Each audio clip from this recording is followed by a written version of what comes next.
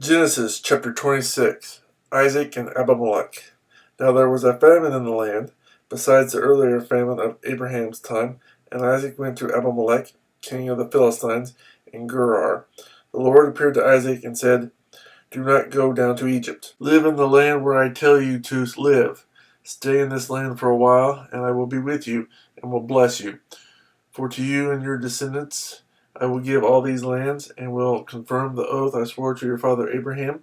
I will make your descendants as numerous as the stars in the sky, and will give them all these lands. And through your offspring all nations on earth will be blessed, because Abraham obeyed me and kept my requirements, my commands, my decrees, and my laws." So Isaac stayed in Gerar.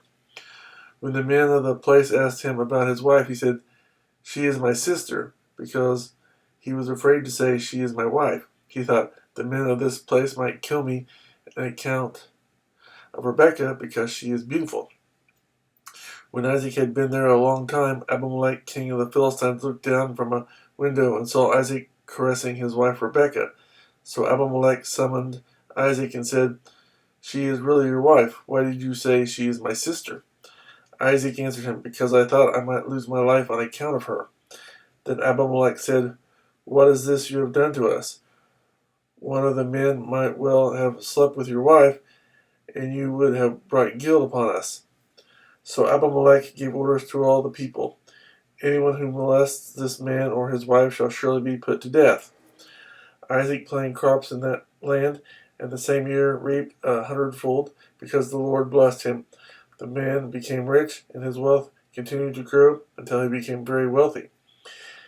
He had so many flocks and herds and servants that the Philistines envied him. So all the wells that his father's servants had dug in the time of his father Abraham, the Philistines stopped up, filling them with earth. Then Abimelech said to Isaac, "Move away from us. You have become too powerful for us." So Isaac moved away from there and encamped in the valley of Gerar and settled there. Isaac reopened the wells that had been dug in the time of his father Abraham, which the Philistines had stopped up after Abraham died, and he gave them the same names his father had given them. Isaac's servants dug in the valley and discovered a well of fresh water there. But the herdsmen of Gerar quarreled with Isaac's herdsmen and said, "The water is ours." So he named the well Esek, because they disputed with him. Then they dug another well, but they quarreled over that one also. So he named it Sitnah. He moved on from there and dug another well, and no one quarreled over it. He named it Rehoboth, saying, "Now the Lord has given us room, and we will flourish in the land." From there he went up to Beersheba. That night the Lord appeared to him and said, "I am the God of your father Abraham. Do not be afraid, for I am with you. I will bless you and will increase the number of your descendants for the sake of my servant Abraham."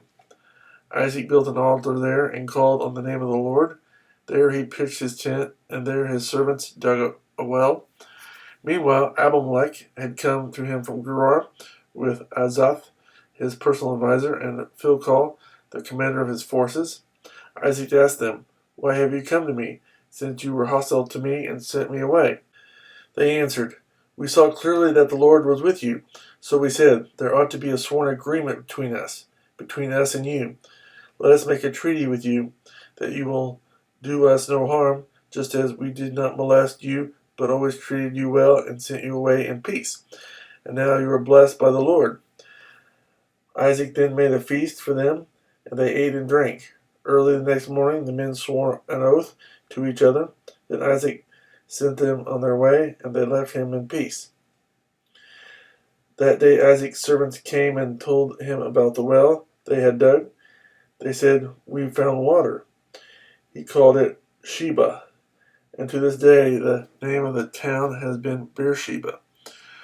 When Esau was 40 years old, he married Judith, daughter of Beri the Hittite, and also Basemath, daughter of Elon the Hittite. They were a source of grief to Isaac and Rebekah.